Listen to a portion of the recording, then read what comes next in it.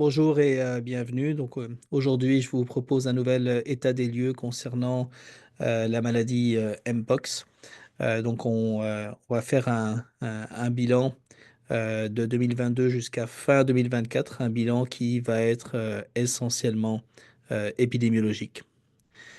Euh, en plus d'examiner l'évolution de cette épidémie, principalement dans la dernière année. On regardera l'évolution également des chiffres de mortalité. Ce qu'on connaît actuellement concernant les souches virales qui causent ces épidémies de Mpox.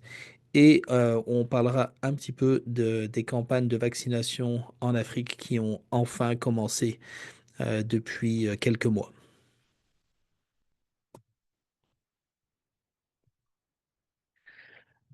Lorsque on parle de l'épidémie de Mpox, il faut comprendre qu'en réalité, on a deux épidémies qui sont consécutives.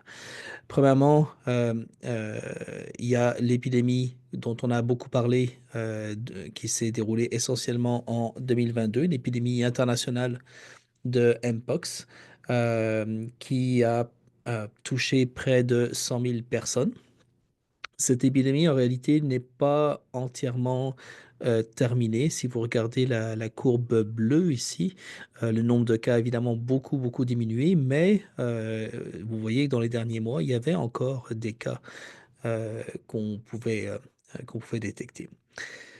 Et puis, euh, il y a depuis plus récemment euh, une autre épidémie de Mpox qui s'est déclarée en Afrique centrale, qui a touché essentiellement la République démocratique du Congo et qui, par la suite, s'est propagé à d'autres pays. C'est pourquoi les chiffres pour l'Afrique, vous voyez dans les dernières semaines ou les derniers mois, sont plus élevés que les chiffres pour la RDC, alors que dans les mois précédents, c'était essentiellement en RDC. Ces deux épidémies, comme on le verra, sont causées par des souches différentes de Mpox. Ok. J'ai oublié de dire que ici, pour représenter l'épidémie internationale, j'utilisais les chiffres en Amérique du Nord. Alors, euh, si on regarde maintenant les chiffres de mortalité, ici, ce qu'on a, c'est une étude montrant les décès qui ont été de façon confirmée causés par Mpox. Et ce sont des moyennes sur 7 jours. Ok. De façon à obtenir des courbes plus faciles à analyser. Et on voit en deux, euh, deux groupes de décès différents. Le premier groupe en 2022 est associé à l'épidémie internationale. Et puis le deuxième groupe, avec un pic qui cette fois-ci est en 2024, donc est associé à l'épidémie en Afrique centrale. On voit que les deux groupes ont une taille à peu près similaire, alors que le nombre de cas confirmés de Mpox en, euh, en Afrique centrale en 2024 essentiellement était beaucoup plus petit que les cas internationaux en 2022. Et de façon donc logique, lorsque les études se cherchent à calculer les taux de mortalité, on trouve de grosses différences. Donc, pour l'épidémie internationale de 2022, c'était moins de 1%, typiquement autour de 0,2%, alors que pour l'épidémie en Afrique centrale depuis fin 2023 et essentiellement 2024, mais qui continue encore, on est plutôt autour de 5%. Donc, un taux de mortalité beaucoup plus élevé. De plus, ces décès ici, il faut comprendre, ce sont les décès qui ont été confirmés comme ayant été causés par Mpox, donc avec des tests de détection de Mpox. Mais lorsqu'on considère les cas suspectés, c'est-à-dire des personnes qui montraient des symptômes de Mpox et qui semblent avoir décédé de Mpox, ben, on arrive à des chiffres bien supérieurs. Et en RDC seulement, donc République démocratique du Congo, on pense qu'il y a eu plus de 1000 décès. Euh, et pour ce qui est du nombre de personnes infectées, d'autres études avancent les chiffres d'environ 20 000 personnes infectées par l'épidémie en Afrique centrale versus, donc, comme je l'ai dit, à peu près 100 000 pour l'épidémie internationale de 2022. Alors, quelles sont les caractéristiques de l'épidémie de Mpox qui a commencé vers la fin 2023 en Afrique centrale? Donc, premièrement, comme on vient de le voir, il y a beaucoup plus de décès que dans l'épidémie de 2022. Alors, quelles sont les raisons pour ça? Évidemment, une raison qui est assez évidente, c'est la force du système de santé publique et sa capacité à euh, correctement traiter les gens qui sont infectés, enfin traiter, on va dire prendre en charge les gens qui sont infectés. Donc évidemment, les systèmes de santé dans un pays comme les États-Unis ou le Canada euh, vont permettre de meilleures chances de survie que les systèmes de santé de pays en développement. C'est bien évident. Mais ce n'est pas la seule raison pour ces différences de mortalité. On pense qu'une autre raison, et possiblement la raison principale, ce sont des différences dans la nature des virus eux-mêmes. Comme je l'ai dit et comme on va le voir, ces deux épidémies sont causées par des souches différentes de virus et celle qui cause l'épidémie en cours en Afrique a intrinsèquement euh, des propriétés plus pathogéniques. Et lié à ça, on a pu également caractériser la présence de mutations dans le virus Mpox de l'épidémie de 2024 qui indiquent une adaptation à l'humain. Et par voie de conséquence, qui indique que le virus et, évolue de façon à être davantage optimisé pour des transmissions d'humain à humain. Donc on voit ça dans les virus isolés récemment en Afrique en 2024, tout comme on l'avait vu dans les virus isolés internationalement en 2022, et ça avait fait l'objet d'un autre vidéo. Et d'ailleurs, si vous vous intéressez à certains aspects de cette maladie Mpox, comme par exemple les symptômes, les diagnostics, la pathogénèse, je vous conseille de visionner les autres vidéos que j'ai réalisées précédemment. Ils font tous partie de ma liste de lecture. En plus des cas de transmission sexuelle qui ont été bien caractérisés, évidemment dans l'épidémie internationale de 2022, là encore j'en avais parlé dans une autre vidéo, et également dans l'épidémie de 2024, on trouve encore des cas de transmission non sexuelle, notamment à l'intérieur des familles, donc par simple contact de peau à peau. Notamment, c'est un virus qui touche fréquemment les enfants. Donc, il y a clairement euh, plus de un seul mode de transmission pour ce virus actuellement. Alors, si on examine la situation géographique d'un peu plus près, euh, ce virus se présente essentiellement sous forme de clades, ce qu'on appelle des clades, c'est-à-dire des groupes de virus qui sont tous liés, apparentés les uns aux autres. Donc, on a la clade 1 qui est présente principalement donc en Afrique centrale, et puis la clade 2 qui est présente principalement en Afrique de l'Ouest. Et je rappelle que ces deux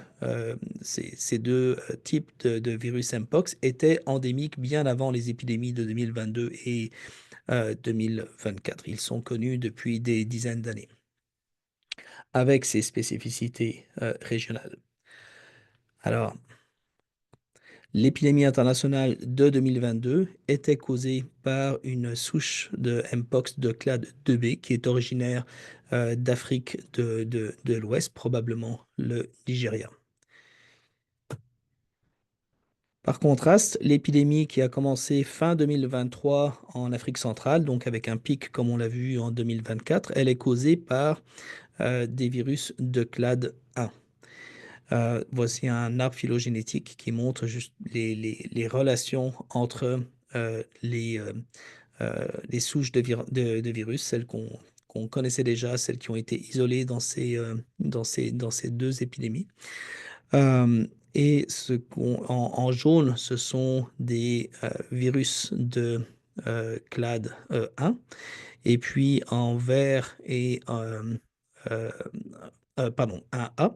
Et on a en gris des virus de clade 1B.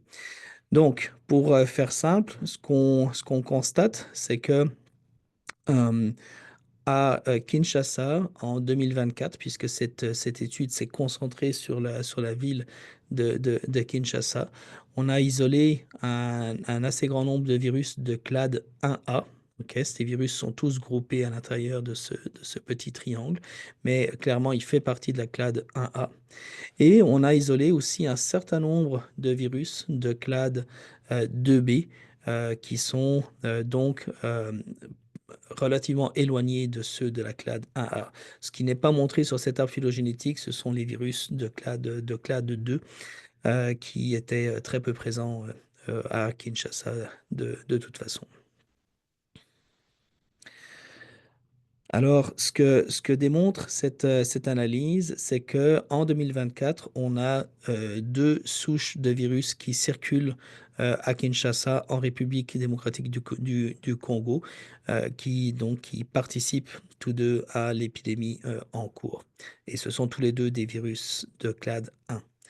Le virus euh, de clade 1B, donc qui est présent ici, semble celui qui est plus particulièrement transmis via des relations sexuelles et ce qui laisse penser ça, c'est que notamment dans une étude qui était concentrée sur des travailleuses du sexe, c'est le type de virus, donc le 1B, qui a été trouvé essentiellement.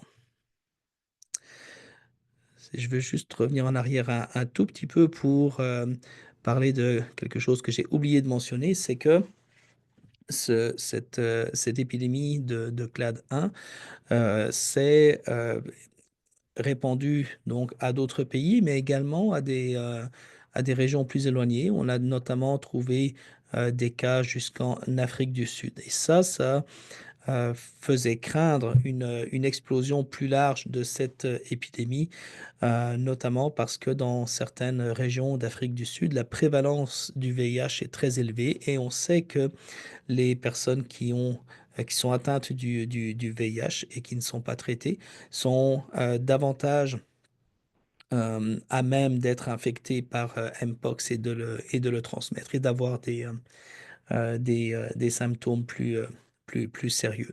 Jusqu'à présent, ça ne semble pas avoir été le cas.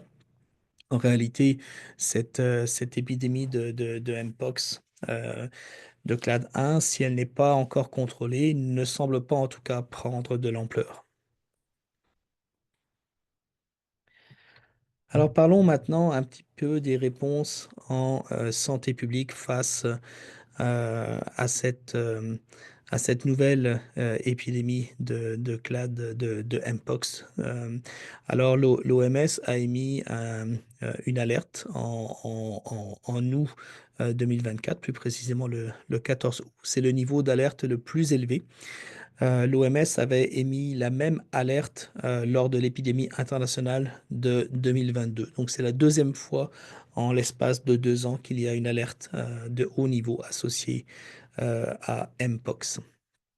Et ce niveau d'alerte est utile parce que notamment ça débloque des mécanismes financiers qui permettent de plus rapidement produire et acheter et distribuer euh, des, euh, euh, des méthodes de prévention comme des vaccins ainsi que des thérapies.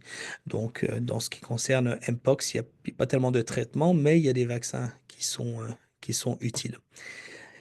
Et il y a justement des accords qui ont été passés avec des compagnies productrices de vaccins. L'une d'elles, c'est Bavarian Nordic, qui produit un vaccin de type MVA-BN.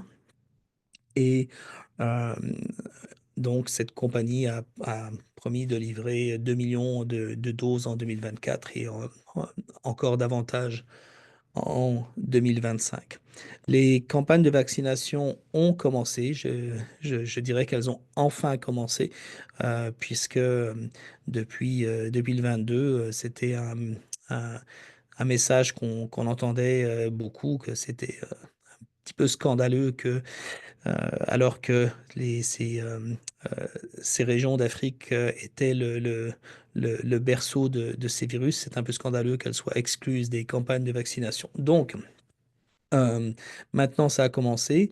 Les 9 premiers pays qui ont été concernés par des, euh, des livraisons de vaccins sont bien évidemment la République démocratique du Congo, qui est le pays où il y a toujours le plus de cas et le plus de mortalité, ainsi que d'autres pays d'Afrique centrale ou même d'autres régions d'Afrique. Alors, on a la République centrafricaine, mais on a aussi la Côte d'Ivoire, le Libéria, le Nigeria, l'Afrique du Sud, dont je parlais un petit peu plus tôt, Rwanda, Ouganda, Kenya. Comment sont choisis ces pays exactement? Alors, il y a l'OMS explique qu'il y a deux facteurs principaux. Premièrement, tout simplement le nombre de cas euh, de, euh, de nouvelles infections, mais aussi l'état de préparation des santé publiques. Parce qu'évidemment, il faut que les santé publiques de chaque pays soient à même de recevoir un nombre important de doses et d'organiser très rapidement une distribution efficace. Et donc, il faut que ces pays fassent la preuve de cette préparation et ça entre en compte dans le choix des sites de campagne. Donc, d'où viennent ces doses? Elles sont fournies par des gouvernements, notamment les États-Unis, le Canada, l'Union européenne ont fourni des doses, euh, ce qui signifie qu'en fait, c'était des doses qui étaient moins utiles à l'heure actuelle dans ces pays, puisqu'il n'y a pas de grosses épidémies présentement, ni en Amérique du Nord, ni en Europe. Les organisations privées ou semi-privées, comme Gavi, par exemple, qui est un- une, une organisation qui fait la promotion de la vaccination à l'échelle mondiale, ont également acheté et fourni des doses. Deux vaccins ont été utilisés. Le premier, c'est MVA-BN, dont je parlais un petit peu plus tôt, qui est commercialisé notamment sous peut-être son nom le plus connu, c'est donc Jynneos. Et il y a un autre vaccin qui est produit par le Japon qui s'appelle LC16. Ces deux vaccins sont de type atténué, c'est-à-dire qu'il s'agit de virus vivants de la même famille que le virus Mpox, mais une souche qui est atténuée, c'est-à-dire une souche virale qui a très peu euh, qui cause très peu de symptômes et qui ne cause pas normalement de maladie chez des humains en bonne santé. Ok. Ces deux vaccins sont dérivés de la même souche qui est en réalité une souche ancestrale utilisée dans les vaccins contre la variole, et cette souche s'appelle Vaccinia. Et enfin, on peut mentionner qu'il n'y a toujours pas de traitement utile contre Mpox. Il y a certainement pas de traitement approuvé, et même les traitements, pour ce qui est des traitements expérimentaux qui parfois reçoivent une autorisation d'utilisation qu'on appelle heu, qu'on appelle d'urgence, OK? Pour, répondre, justement à des crises. Il y a vraiment aucune molécule qui serait, présentement utilisée là d'une façon large. Alors les réponses, reposent vraiment sur, les campagnes vaccinales à l'heure actuelle. Pour finir, je vais juste mentionner la disponibilité d'informations sur Mpox, en français. Il y a des pages qui sont disponibles au gouvernement du Canada, au gouvernement du Québec et à l'OMS qui, fait également des efforts de traduction en français. Alors ces liens, je les mettrai également à disposition dans la description en dessous du vidéo. Je vous remercie pour, votre attention.